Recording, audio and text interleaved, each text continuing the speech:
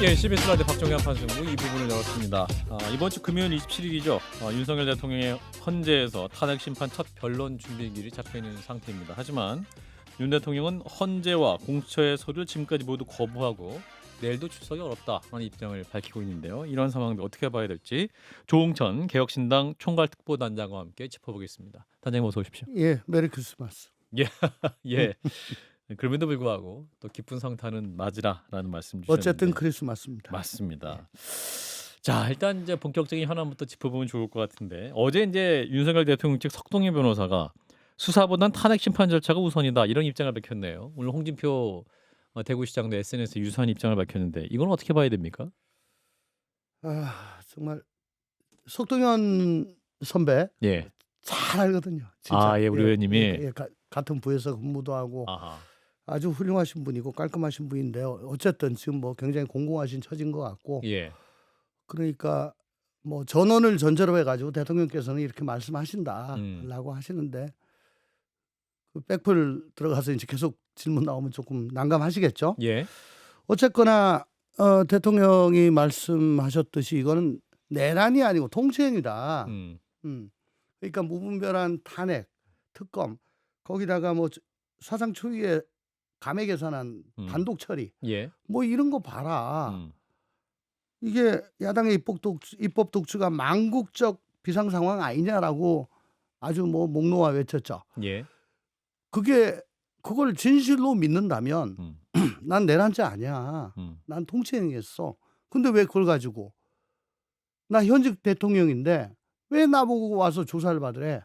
라고 하는 거죠. 예. 그게 일단 전제가 돼 있고, 그다음에 헌법재판소 가면은 공개법정이죠. 예. 공개 재판을 합니다. 그리고 재판관들 말고 저 국회 측하고 저 피소추자는 대등한 지위예요, 일단은. 예. 그래서 대등한 지위에서 갑론을박을 할 수가 있는데 예. 또 그게 지켜보는 사람들 앞에서 내가 왜 이걸 내란이 아니라고 얘기하는지 마음껏 설파를 할 수가 있는데 수사는 공개가 아니죠. 비공개죠. 예. 예. 그 닫힌 밀실에서 수사관의 질문에 대해서 답변을 해야 되는, 그러니까 가불관계가 명확하게 지워져 있죠. 아하. 그리고 그러니까 마음대로 할 수가 없고 피의자 신문조서를 작성할 건데 그게 녹취록이 아닙니다. 범죄 구속 요건에 맞는 또 양형 사항 뭐 이런 것들만 주로 맞춰가지고 기재를 하기 때문에 예. 내란이 아니다, 내란죄가 아니다라고 하는 거는 뭐 처음에 좀 봤다가 아마 조서에 별로 없을 거예요. 그러면은 이게 왜 내란인지 계속 묻는 질문에 대해서 검사가 도망가는 답변 이런 것만 거진 기재가 돼가지고 이게 헌법재판소 가게 되면은 아무래도 불리한 증거로 작용을 하겠죠. 예. 뭐 그런 것들이 종합이 돼서 저 수사기관에는 가지 않겠다. 뭐 그런 판단을 한 것 같아요. 그 언제까지 안 갈 수 있습니까? 지금 공수처가 한 번, 검찰이 두 번 뭐 그렇게 그렇죠. 소환했나요? 예. 어쨌거나 3번 소환 불응하면 뭐 두 번도 합니다만은 체포영장 해가지고 집행을 하는 게 수사의 루틴인데 그렇죠. 아무래도 대통령 관절한 곳에 딱 계시니까 경호처. 예, 거긴 뭐 무장한 인력들이 있는 곳인데 예. 지금까지는 이미 출석을 요구받았는데 안 갔다. 근데 법원의 영장은 좀 다르거든요. 예. 체포영장은. 그래도 일국의 검찰총장을 하셨다는 분이 영장에는 응하지 않을까 하는 희망을 조금이라도 가져보고 싶습니다만은 지금껏 태도로 보면 영장도 불응할 것 같습니다. 예, 제 생각입니다. 그냥. 만약에 불응하면 어떤 상황입니까? 검찰 수사관들은 영장 집행하려고 할 거고 만약에 이걸 경호처가 막으면 이것도 공무집행 방해죄라고 현장에서 말을 할 텐데 그러면 그럼요. 물리적 충돌도 가능할 수 있는 건가요? 그럼요. 근데 이게 그렇습니다. 관절한 곳이 뭐 우리 집처럼 작지는 않을 거 아니에요. 그렇죠. 예. 그러니까 대통령이 어디 계시는지 찾으려면 그건 수색이죠. 그러네요. 예. 예. 압수수색 영장을 관저에 대해 집행을 하면은 음. 여기는 군사상 비밀을 요하는 곳이다라고 이제 또 막을 거예요. 예. 근데 군사상 비밀 요하는 곳이라고 다 막을 수 있는 게 아니고 국익과 직접적인 관련이 있는 곳만 막을 수 있다 이렇게 돼 있거든요. 예. 그러니까 이거 아니다라고 또 밀어붙이고 아하. 거기서 옥신각신. 옥신각신 하면서 좀 몇 시간 대치하다가 생각하고 싶지 않은 아. 모르겠습니다. 영장 갖고 왔다 문 열어라라고 밀고 들어가면은 이건 큰 난리가 나는 거고. 그렇군요. 생각하고 싶지 않은 결과도 그렇죠. 있을 수 있다. 그렇죠. 라는 것은 물리적 충돌일 수 있는 거네요. 그렇죠. 아하. 그런 일은 벌어지지 않아야 될 텐데 네. 지금 근데 지금 대통령 측이 변호인단도 제대로 꾸리지 않고 있고 이게 않고 있는 것이냐 못하고 있는 것이냐라고 생각했을 때 못하는 게 더 맞을 맞나요? 겁니다. 예. 네. 왜 못할까요? 저만 해도 2014년도 12월 달에 국사범이 돼가지고 구속영장이 들어왔을 때 예. 갑자기 영장이 들어오니까 변호인을 찾아야 되는데 네. 다들 안 해요. 국사범이라고. 근데 그렇군요. 오죽하겠습니까? 아마 이 사건 맡았다면 한 3에서 5년 정도는 대기업 사건 못할걸요? 아, 그런가요? 네. 아하. 왜냐하면 요 다음 정부 하에서 그 로펌, 변호사. 그 그 로펌. 변호사는 아하. 어쨌든 저 내란 세력을 변호한 변호한 곳이기 때문에. 곳이야. 아하. 정부가 혹은 그쪽 뭐 대통령이나 뭐 그런 분이 그렇게 얘기를 하지 않더라도 기업들은 지레짐작으로 저게 주홍딱지 쓰여진 그런 로펌이니까 우리는 알아서 피해야 되겠다. 아하. 모르겠습니다. 저 변호했던 저희 동기 변호사는 꽃장 세무조사 당했다고 그때 10년 전에 얘기하더라고요. 아, 그래요. 예. 그런 그러니까 현실적으로 아하. 이 득부단 실이 많은 거기 때문에 예. 거기다가 전 국민이 저 TV로 중계 방송으로 다 봤기 때문에 예. 참 막기가 힘든 거죠, 이거는. 예. 그 지금 JTBC 보도에도 보면 그 수억 원의 거액을 제안했는데 전관 출신 원로에게 변호를 제안했는데 거절당했다라는 게 JTBC 보도가 나왔는데 그런 것도 이제 향후 변호사로서 생활에 치명적 영향을 줄 수 있기 때문에 그 누구도 할 수 없는 그런 상황이. 그렇습니다. 예. 그러니까 클라이언트가 알아가지고 안 오기 때문에 예. 굉장히 힘든 거죠. 아하. 그렇고 만약에 변호를 하게 되면 향후 그런 것도 이제 안 하는 걸 전제로 하고 이제 해야 되는 그런 상황이겠네요. 아니 그러니까 요 사건 끝나고 난 다음에 예. 다 마무리가 되고 예. 이제 난 일상으로 돌아가서 변호사 일을 하려고 하는데 클라이언트가 안 와요. 아, 예. 사건 의뢰가 안 된다는 거군요. 안 된다는 거죠. 아하. 또 언론의 집중 조명을 받을 거기 때문에. 언론의 조명은 몰라도 그렇죠. 클라이언트들이 알아가지고 음흠. 회피를 하죠. 그렇군요. 자, 그러면 이런 상황에서 대통령실이나 변호인 측이 이런 데는 헌재의 심판을 어떻게 작용할 것이냐. 굉장히 이제 재판 기피로 보이기 때문에 불리하게 작용할 것이다라는 전망이 굉장히 많은데. 박근혜 전 대통령 탄핵 심판 때도 예. 그 결정문에 그런 게 있죠. 검찰이나 특검 조사 응하지 않았다. 청와대 압수수색도 거부했다. 이게 이런 걸 보면 피청구인에 대한 이 피청구인의 헌법 수호 의지가 분명하게 잘 안 보인다. 아하. 그 당시에. 그게 탄핵 인용을 하는 사유 중에 하나가 됐죠.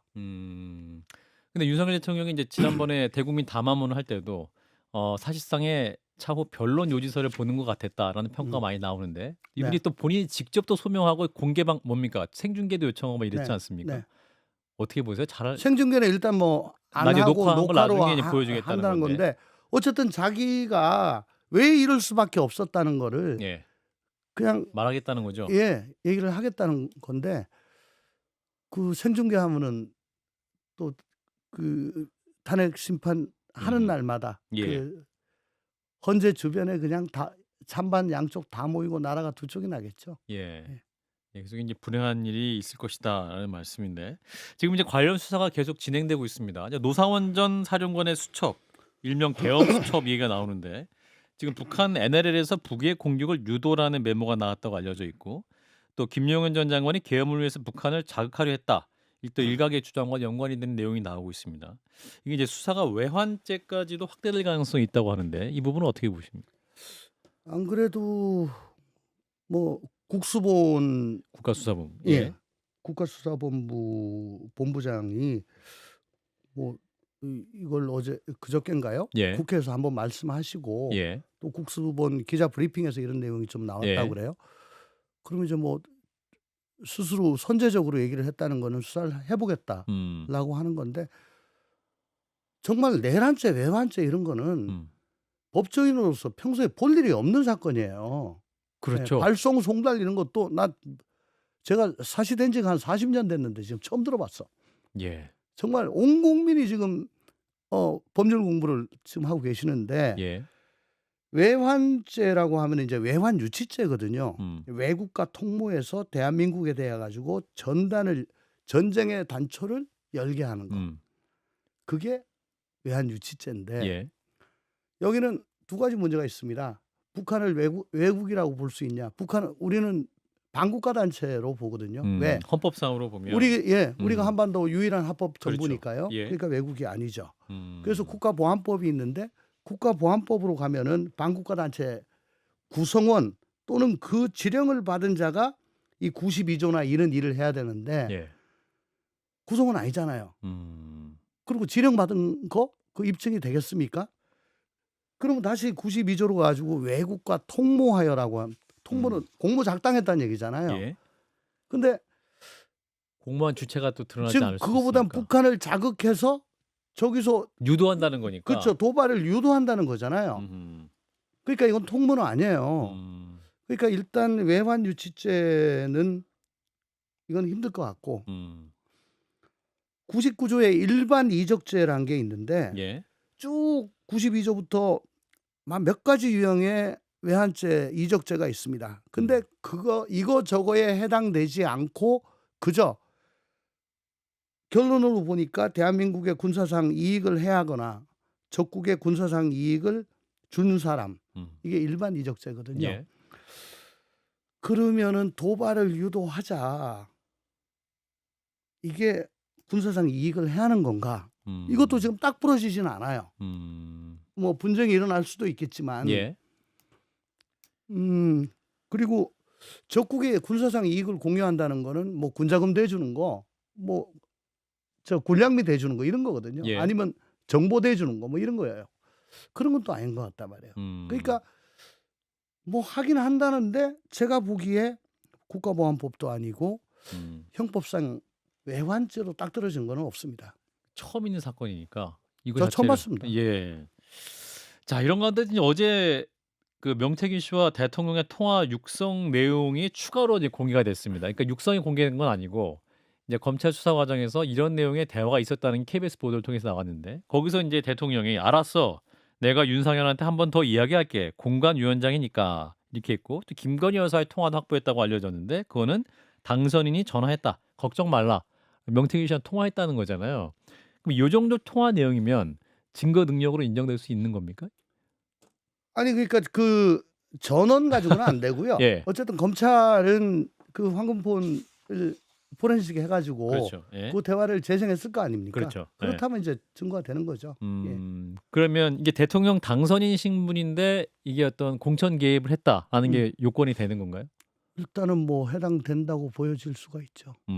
그렇군요. 근데 말만 그렇게 하고 예. 실제 그 공천 권한이 있는 공관위원장이나 공관위원들한테 실제 그렇게 통화를 했느냐 여기까지 나가야죠. 그게 아니고 예. 명태균 씨한테 했다. 아이 그래 할게. 할게. 내가 할게 알았어. 하고 그냥 나는 안 했다. 그 다음에 예. 그랬는데 어쨌든 김영선이 공천을 받았네. 받았죠. 결과적으로 받았죠. 뭐 그쪽에서도 김영선이 좋다고 했으니까 그렇게 된 거지라고 하면은 이거는 뭐 아무것도 아닌데. 예. 그러니까 더 이 명태균 씨 통화 플러스 그 통화대로 대통령이 당선자가 더 나아가서 공관위원장에게 예, 제3자와 통화를 그런 했다. 얘기를 하고 그 결과로 공천이 됐다라고 음. 해야지 이제 이건 되는 거죠. 그러니까 윤상현 의원 같은 경우는 전혀 아니다. 둘이 대화 나눈 적은 없다라고 이제 계속 부인하고 있기 때문에 그렇다면 이제 그거 자체는 더 검찰에 추가적으로 입증을 해야 되는 것이네요. 그렇죠. 근데 그렇게 얘기를 하는 거는 뭐 있었다고 가정을 하면은 예. 대통령과 윤상현 의원 간의 통화를 그 녹음을 그렇죠. 명태균 녹취가 씨가 갖고 있을 수는 없잖아요. 없죠. 네. 그렇죠. 그러니까 이건 뭐 증거 없다라고 아하. 생각을 할 수가 있겠는데 있었는지 없었는지 전 모르겠습니다. 그렇군요. 그 부분은 이제 검찰이 추가적인 수사를 해야 될 상황인 것 같고. 자, 이제 비상계엄 자체도 굉장히 비현실적인 이야기였는데 그 계엄을 모의한 정황도 굉장히 좀 뭐랄까 비현실적입니다. 노상원 전 정보사령관 안산에서 점집을 운영했다는 건데 이게 정권 초기부터 천공의 이름이 나왔고 또 명태균 씨 건진법사에 이어서 지금 아기보살 점집 얘기 나오잖아요. 이제 국민들 입장에서 굉장히 좀 당황스러우실 것 같고 이걸 어떻게 네. 봐야 되는 것이냐. 의원님 어떻게 보십니까? 이런 논란, 무속 논란. 참 서글프죠. 그죠? 예. 그 전부터 김건희 여사가 영적으로 뭐 능력이 있느니 없느니 뭐 자기 도사하고 얘기하는 걸 즐겨 하느니 예. 뭐 영적인 대화를 명태균 영적인 씨와 대화를 한다. 한다 뭐 이러고 이제 이런 게 흘러나올 때까지만 해도 반신반의했는데 예. 지금 뭐 천공, 건진 거기다가 명태균도 약간 뭐 영적인 기가 예, 있고 기가 있고 그다 노상원 전 노상원 보살까지 예. 아기보살. 이렇게 되니까 이건 뭐 얼추 뭐 이런 사람들한테 상당히 의존을 했나 한 것 같네 예. 라는 생각이 드는데 이것도 뭐 녹취된 게 있겠죠. 예. 녹취된 게 있으면 더 입증이 될 거고.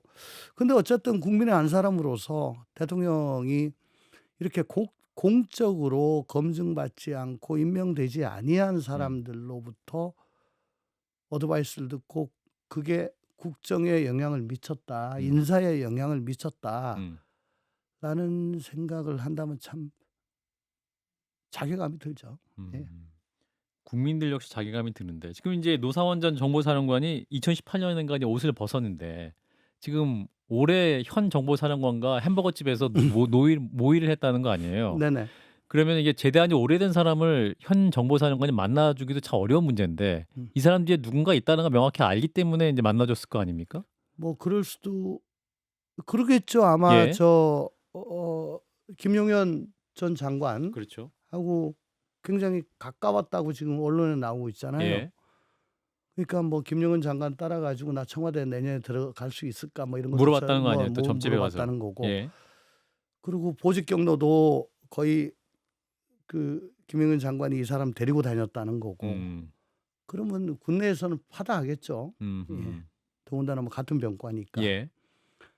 그 김용현 장관은 저 충안고 선배이고 뭐 초대 경호처장에다가 뭐 굉장히 센 사람으로 국내에서는 인식이 됐을 거니까 그게 하나 있겠고. 예. 두 번째는 이게 뭐 정보사령관, 뭐 정보병과라는 예. 거는 어쨌든 이 안테나가 좋아야 되는데 예. 그 다른 전투병과하고는 달리 정보병과는 그 블랙도 있고 뭐 화이트도 있고 어쨌든 현역이냐 아니냐를 떠나 가지고 이 안테나 촉이 좋은 사람한테 많이 들어오거든요. 예. 그러니까 뭐 이 선배 지금 전역했지만 진짜 촉 좋아. 실세와 가까이 있다. 실세 플러스 아하. 자기 일에 도움이 되면 정보 병과의 일을 하는데 도움이 되면 뭐 평소에 가까이 지낼 수 있다고 봅니다. 그렇지만은 이렇게 투스타씩이나 된 사령관이 예. 야 너 일로 와 그래서 쫄래쫄래 안산까지 가지고 롯데리아 가지고 햄버거 먹고 지시받고 하는 모양은 이게 절대로 이거는 제대로 된 군대는 아니죠. 예. 그런 의미에서 참 국민들의 실망과 분노가 더 커지는 상황인데 자 이런 상황에서 이제 한덕수 총리가 내란 특검법, 김건희 특검법에 대해서 여야 타협안을 마련해달라 이렇게 요청을 했는데 민주당에서는 즉각적으로 이제 한덕수 권한대행에 대한 탄핵안도 발의할 수 있다라고 말하고 있고 일단 26일까지 기다린다라는 입장인 것 같아요. 이것도 또 다른 전국에 요동치는 상황인데 어떻게 보고 계십니까? 참 이건 어쨌든 1월 1일까지 결정을 하면 되는데 예. 24일이라고 날짜를 딱 민주당이 좀 박았죠. 박았죠. 예. 이게 무슨 근거죠? 그러니까 이제 국민적 바람이 크니까 빨리 좀 모르겠습니다. 해달라. 그동안에 예. 민주당이 압도적 의석을 앞세워가지고 음. 예를 들면 헌법재판관도 원래 하나 플러스 하나 그리고 합의 하나 이런 식으로 국회 추천을 해왔는데 예. 끝까지 밀어붙여가지고 둘 하나가 됐고 뭐 이 그동안에 탄핵했던 것들 전부 다 밀어붙인 거고 의사 일정도 다 밀어붙인 거고 그동안 이제 국회 내에서 밀어붙였어요. 예. 이제 근데 드디어 탄핵이 되고 대행이 들어오니까 너 내란 방조범이지. 이제 요 딱 약점 잡고 이때까지 해라고 하는 것처럼 보여서 저는 별로 좋지 않아요. 근데 지금 탄핵을 한다는 게 탄핵 사유가 특검법을 제대로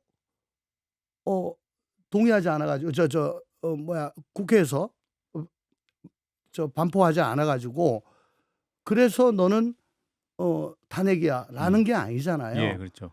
표면적 이유는 내란죄 피의자야. 그죠? 동조한 거 아니냐? 근데 내란죄 피의자란 거는 아마 제가 알기로는 민주당에서 한대행을 12월 9일 날 고발했을 겁니다. 예. 그리고 14일 날 탄핵이 되고 직무대행으로 넘어갈 때 용인을 한 거죠. 예. 그렇다면은 이 법의 대원칙 중에 하나가 신의성실의 원칙과 함께 대원칙 중에 하나가 반금언이라는 반금언 금반언이라는 그 원칙이 있는데 이미 한번 표명한 자기의 언행과 모순되는 거는 하면 안 된다. 그래서 금반언의 원칙에 어긋납니다라고 주장을 합니다. 예. 법원에서. 예. 그러면 그러네. 왜냐하면 이건 30초? 네. 예. 그래서